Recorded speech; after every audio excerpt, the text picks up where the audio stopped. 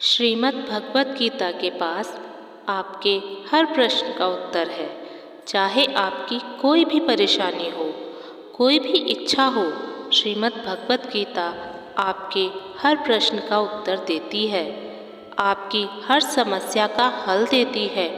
चाहे वो परेशानी आपके मन की हो, धन की हो, या आपके शरीर की हो, या आपके रिश्तों की हो, आपको अपनी समस्या का हल श्रीमद् भगवत गीता में ज़रूर मिलेगा।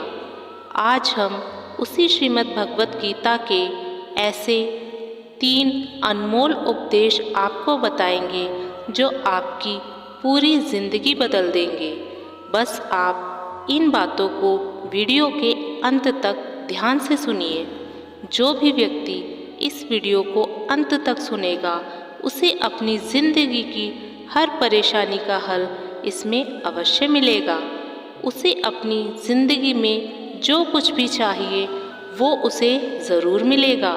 श्रीमद् भगवत गीता का सबसे पहला उपदेश यही है कि कोई अगर आपका अपना है या कोई आपसे बड़ा है तो उसका अपने प्रति गलत व्यवहार कभी भी सहन नहीं करना चाहिए। यह गीता का उपदेश हमारी ज़िंदगी से भी जुड़ा है।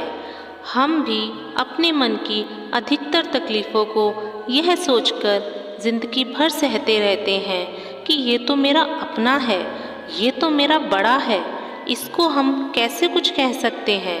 हम अगर नहीं सहेंगे, कुछ कह देंगे तो हमारे रिश्ते ही खराब हो जाएंगे, हमारे रिश्ते ही समाप्त हो जाएंगे। परंतु सोचने की बात यह है कि उस व्यक्ति को आप अपना कैसे मान सकते हैं जो आपकी तकलीफ़ों की वजह हो। अपना तो वो होता है जो हमारी तकलीफ़ों को दूर कर दे। तो गीता का पहला उपदेश यह है कि किसी को भी अपना फ़ायदा मत उठाने दो, किसी को भी खुद पर जुल्म मत करने दो, क्योंकि आप जितना सहेंगे लोग आपको उतना ही सहने के लिए और ज़्यादा मजबूर करेंगे।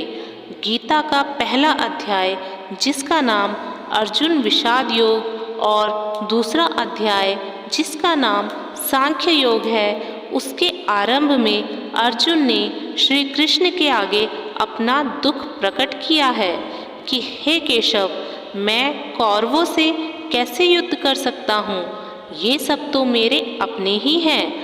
मैं कैसे भीष्म पितामह और द्रोणाचार्य से युद्ध करूँगा, क्योंकि वो दोनों ही मेरे पूजनीय हैं। इसलिए इन गुरुजनों को मारने से अच्छा है कि मैं भिक्षा के अन्न को खाकर अपने जीवन का गुजारा करूं।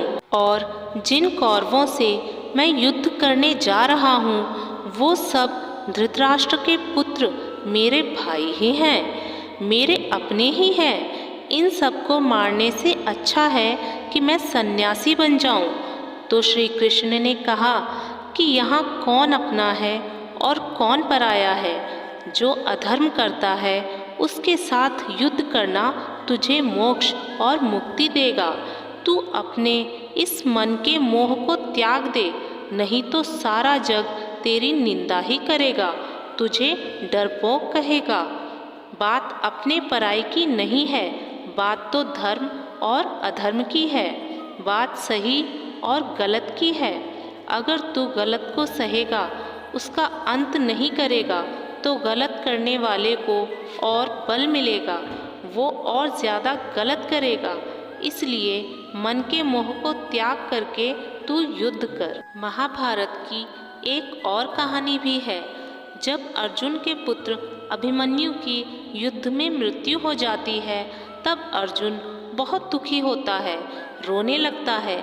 वो श्री कृष्ण से कहता है कि मेरा पुत्र अभिमन्यु मृत्यु को प्राप्त हो गया है और मैं ये दुख बिल्कुल भी सहन नहीं कर सकता, मैं भी अपने आप को समाप्त कर लूँगा। फिर भगवान श्री कृष्ण उसे आत्माओं के लोक में लेकर गए, जहाँ अभिमन्यु आनंद से बैठा हुआ था। क्योंकि उसने क्षत्रियोचित व्यवहार किया, इसलिए उसे उत्तम पद की प्राप्ति हुई। जब अर्जुन अभिमन्यु के पास रोते रोते पहुंचा, अपने पुत्र को देखकर बहुत प्रसन्न हुआ। उसे गले से लगाकर कहने लगा कि हे पुत्र, तेरे बिना तो मैं जी ही नहीं सकता। मैंने तो अपने जीवन की आशा का ही त्याग कर दिया है। तो अभिमन्यु कहने लगा कि आप कौन हैं? तो अर्जुन बोला, मैं तेरा पिता हूँ, तू मेरा पुत्र है अभिमन्यु। तो अभिमन्यु कहने लगा, कौन पिता कौन पुत्र? मेरे हजारों जन्म हुए हैं। किसी जन्म में आप मेरे पिता बनते हो और किसी जन्म में मैं आपका पिता बनता हूँ। आत्मा की ना कोई माता होती है और ना पिता। जब अर्जुन ने देखा कि मेरा पुत्र तो मुझे पहचान भी नहीं रहा, तो उसका सारा मोह खत्म हो गया। इसलिए गीता के इस उपदेश को ठीक से समझ लो कि यहाँ कोई अपना पराया नहीं है। जो बुरे वक्त में, तकलीफ के वक्त में हमारा साथ दे, सिर्फ वही अपना है, बाकी सब पराए हैं। गीता का दूसरा उपदेश यह है कि जो चला गया है कभी उसका दुख मत करो, और जो आने वाला है उसकी बिल्कुल भी चिंता मत करो। जब महाभारत का युद्ध चल रहा था तब अर्जुन ने श्री कृष्ण से कहा कि अगर ये युद्ध हुआ तो करोड़ों लोग मारे जाएंगे।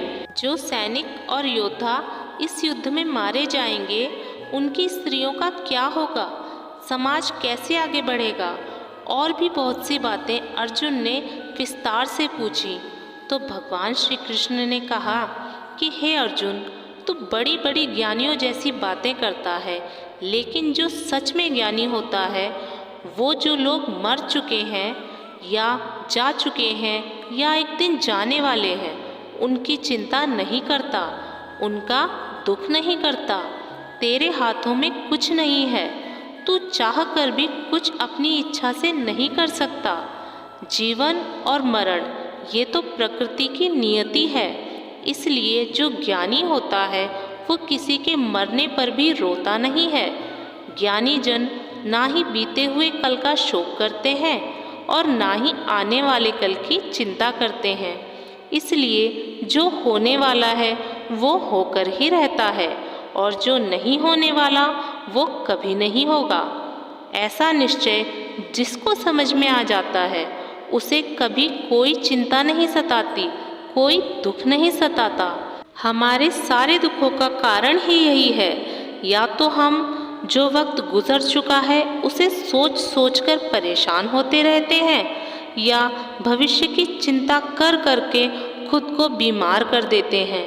गीता का ज्ञान हमें यही सिखाता है कि ना तो हम बीता हुआ कल बदल सकते हैं और ना ही आने वाले कल पर हमारा कोई वश चलता है। हमारे हाथ में सिर्फ और सिर्फ वर्तमान है, सिर्फ आज का ही पल है। हमारा 99% तनाव और चिंताएं भूतकाल और भविष्य काल के बारे में सोचने से ही होती हैं। हम हमेशा उसी में ही जीते रहते हैं, मगर वर्तमान में कभी नहीं जीते, इस पल को कभी नहीं जीते। जब आप वर्तमान का पूरा आनंद लेना सीख जाओगे तभी आपकी ज़िंदगी से तनाव कम होगा, चिंताएं खत्म होगी। वर्तमान में जीना एक बड़ी उपलब्धि है। हमारे हाथ में भी सिर्फ आज का ही पल है। हमें जो भी करना है आज ही करना है। कभी भी ये सोचकर समय को नष्ट नहीं करना चाहिए कि अभी मेरे पास बहुत समय बचा है। एक गुरुजी ने अपने एक शिष्य को पारस का पत्थर दिया। उनका वो शिष्य बहुत आलसी था, हर काम को कल पर टाल देता था। तो गुरुजी ने उससे कहा कि मैं तुझे ये पारस का पत्थर दे रहा हूँ। इस पत्थर से जब तू लोहे को स्पर्श कराएगा तो वो लोहा सोना बन जाएगा, और ये पत्थर मैं तुझे 1 महीने के लिए दे रहा हूँ। जब 1 महीना समाप्त हो जाएगा तब मैं तुझसे ये पत्थर वापस ले लूँगा। तब तक तू इस पत्थर को अपने पास ही रख। गुरुजी का वो शिष्य बाजार में लोहा खरीदने के लिए गया। जब बाजार में वो लोहा खरीदने गया तो उसे उसका रेट बहुत महंगा लगा। उसने सोचा थोड़े दिन रुककर ले लूँगा जब लोहे का रेट कम हो जाएगा। पर उसके दिमाग में ये बात नहीं आई कि इस महंगे लोहे को खरीदकर वो उसे सोना बनाकर बहुत ही ज़्यादा धन बना सकता है। अपने मन की सुस्ती और तन के आलस की वजह से उसने उस काम को कल पर टाल दिया और ऐसे ही कल पर टालते टालते पूरा महीना निकल गया। फिर गुरुजी उस शिष्य के पास आ पहुँचे कि बताओ तुमने कितना सोना बना लिया। तो शिष्य बोला कि मैंने तो अभी सोना बनाना शुरू भी नहीं किया। तो गुरुजी ने कहा कि मुझे वो मेरा पारस का पत्थर वापस चाहिए। तो शिष्य बोला कि नहीं नहीं, अभी नहीं, मुझे थोड़ा वक्त दीजिए, मैं थोड़ा सोना बनाना चाहता हूँ। तो गुरुजी ने कहा कि ये पारस का पत्थर पूरा 1 महीना तेरे पास था, लेकिन तू कुछ भी नहीं कर पाया। लेकिन अब समय समाप्त हो चुका है। ऐसे ही ये हमारा जीवन है, हमारी ज़िंदगी है और हमारा समय ही हमारा पारस पत्थर है।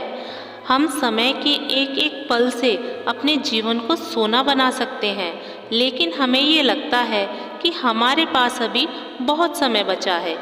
एक दिन ज़िंदगी को जी लेंगे, एक दिन ज़िंदगी में खुश हो जाएंगे, लेकिन वो दिन कभी नहीं आता और ज़िंदगी भागती रहती है। हम चिंता करते रहते हैं, दुखी होते रहते हैं, लेकिन ज़िंदगी को जीना, खुश रहना भूल जाते हैं। इसलिए गीता का ज्ञान हमें यह सिखाता है कि आप आज में जीना सीखो, इस पल में जीना सीखो। गीता का तीसरा उपदेश यह है कि मौत से डरना बिल्कुल व्यर्थ है। श्री कृष्ण ने गीता में कहा है कि ये संसार मृत्यु लोक है। जिसका भी जन्म हुआ है वो एक दिन ज़रूर मरेगा। जिसका आरंभ हुआ है उसका अंत अवश्य होगा। हम इसे रोक नहीं सकते। जैसे हम कपड़े बदलते हैं वैसे ही हमारी आत्मा नया शरीर धारण करती है।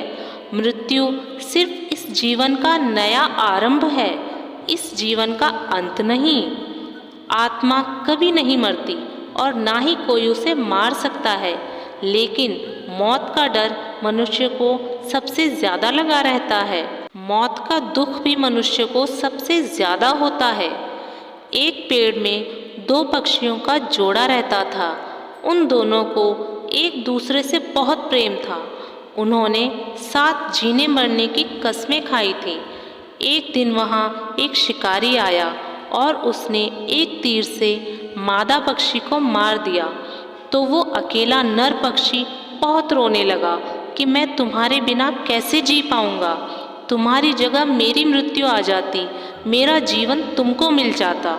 वो रो रो कर बहुत ज़्यादा विलाप करने लगा। इतने में ही उस शिकारी ने दूसरा तीर चलाया और उस नर पक्षी को भी मार दिया। वास्तविकता में यह कहानी हमारी ही है।